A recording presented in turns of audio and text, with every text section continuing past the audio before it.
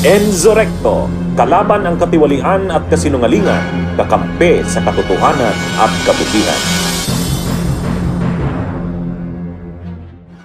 Sara Duterte tinawag na source raw ng fake news.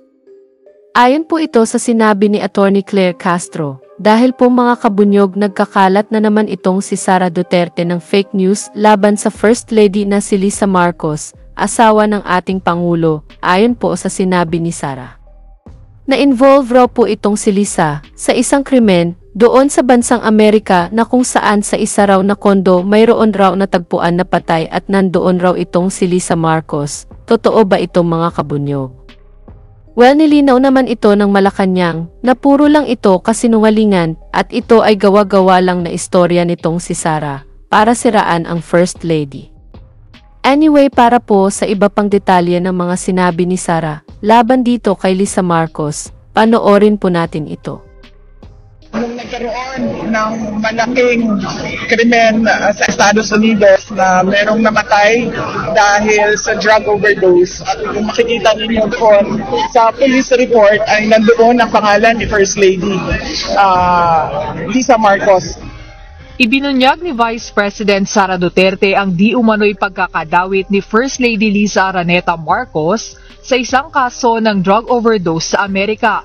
Ayon sa pangalawang Pangulo, makikita umano ang pangalan ng unang ginang sa police report na may kaugnayan sa nasabing insidente. Dagdag pa ni VP Sara, ginamit ang pag-aresto kay dating Pangulong Rodrigo Duterte para ilihis ang atensyon ng publiko mula sa issue na kinasasangkutan ng unang ginang. Nung nagkaroon na drug overdose at merong namatay sa Amerika at nandoon sa loob ng kwarto si First Lady Lisa Marcos at nandoon sa police report, cocaine yung sinasabing nagkalat doon sa kwarto na yon, ay bigla na lang nilang hinila, kinidnap, kinuha, dinukot si Pangulong Duterte. Yan mga kabunyog, narinig po natin itong mga sinabi ni Sara. Ngayon mga kabunyog, pakinggan naman natin ang buwelta ng Malacanang hinggil dito sa pinapakalat na fake news ni Sara. Ma'am, follow up po. How does Malacanang CVP Sara publicly defending Kong Pulong and their history of siding with figures involved in serious crimes like Pastor Quiboloy, who's facing sexual abuse and human trafficking charges? Yun na po ang nangyayari. Ganyan po ang nangyayari kapag ka po kakampi, kaibigan, parang gustong agad ipawalang sala at kailangang ibato ang kasalanan sa pamumulitika.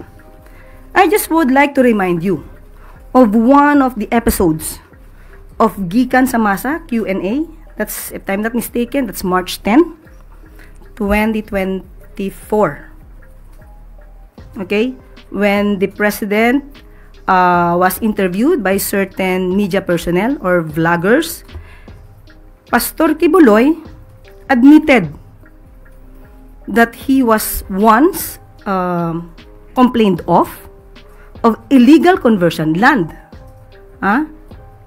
Illegal land conversion wherein she could be imprisoned for 6 years.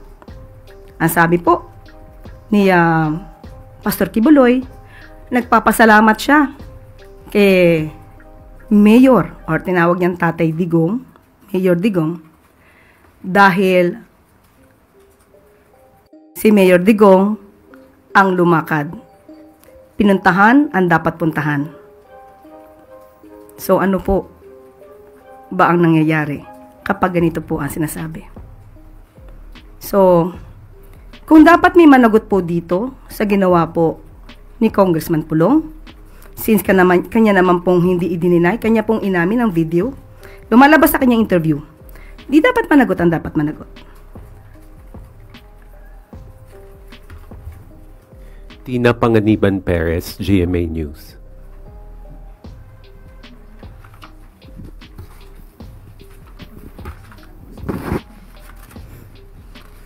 Good afternoon po, Yusek. In a recent interview, Vice President Sara Duterte said every time may issue raw po against the Marcos administration, inaatake raw po ang mga kalaban. And may I read part of her quote?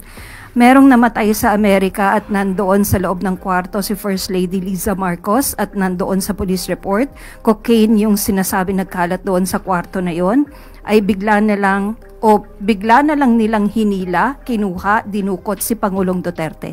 Your comment po, ma'am. Sa kanya pala nang galing ang fake news. Siya pala ang source ng fake news na ito na pinapakalat laban sa unang ginang kay First Lady.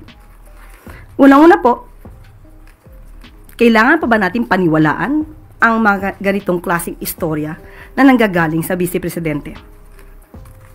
Tandaan po natin, dumating si First Lady sa Pilipinas March 10, 2025. Kung gusto niya pong alamin yan bilang Vice Presidente, may records po yan.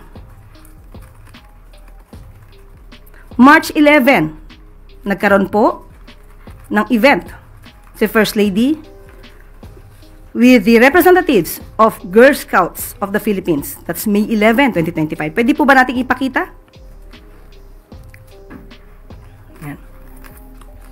Makikita po natin na kasama niya ang ilan sa mga representatives ng Girl Scouts of the Philippines. Nandiyan po si Dr. Cristina Lim Yuso, National President, Mrs. Teresita Gonzalez, GSP Central Board Member, at si Mrs. Rosaline Davadilla, National Executive Director. March 11 po, nang naaresto or dinala ang dating Pangulong Duterte sa ICC. Papaano po ito maiko-correlate kay First Lady? Samantalang March 11, nandito na siya sa Pilipinas, kasama ang sinabi po natin mga representatives ng Girl Scouts of the Philippines. Ito po, ang sinabi ni VP Sara, ay walang paggalang sa pamunuan, sa organisasyon ng Girl Scouts of the Philippines. Pinapalabas niya na ang event na to ay hindi nangyari. Bilang Vice Presidente, hindi po ba dapat inalam niya muna kung itong mga taong pong itong nabanggit ko from the Girl Scouts of the Philippines ay totoong nagkaroon ng meeting sa ating First Lady? So, tanong natin, dapat pa bang paniwalaan ang mga sinasabi ni Vice Presidente kung sa kanya naman pala nanggagaling ang mga fake news at disinformation na ito? Ma'am, the Vice President was also asked about the alleged increasing or intensifying drug problem in the country. Your assessment po? Ano po yung assessment? Increasing drugs? Opo, drug problem. Okay. Una-una po ay nadinig natin ang kanyang sinabi. Ang tanong lang natin, doon sa reporter, saan po kaya niya nakuha yung kanyang datos para sabihing lumalala ang problema ng illegal na droga sa bansa? Maaari po ba nating ipakita ang mga naging accomplishments ng PIDEA at ng PNP?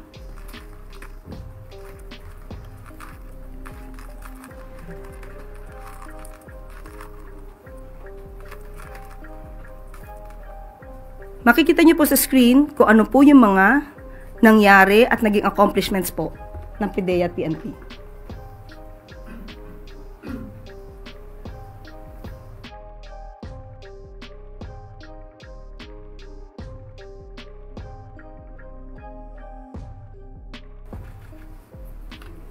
So, saan po kaya nanggagaling ang datos na itinatanong kay VP Sara?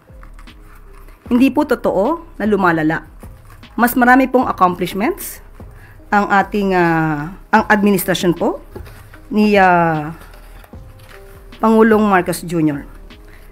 Sa katunayan, from July 1, 2022 to December 30, 2024, 94,050 anti-illegal drug operations had been conducted, which resulted in the arrest of 127,155 drug personalities and seizure of 52.49 billion pesos of illegal drugs. Ma'am, last na po from my end. May quote din po si VP about you po. Ang sabi po niya, sumasagot lang naman ako sa kanya. Hindi ako tao na kilala na unang nakikipag-away. Lagi ako ay sumasagot lang. Sinagot ko na yan dati. Garbage in, garbage out. Pumapasok sa kanya basura. Lumalabas sa kanya basura. Your comment po. Okay. Nung sinabi niyang garbage in, garbage out, ang pinatutukulan po doon na tanong ay patungkol sa pag-iimbestiga, kautusan po ng Pangulo na magkaroon ng pag-iimbestiga sa nagiging problema ng mga consumers dito sa Prime Water na alam naman natin na pag-aari ng mga Villar. Ang ibig niya bang sabihin na basura ay yung pag-uutos na paimbestigahan ang Prime Water? Sa mga kababayan nating mga consumers ng Prime Water,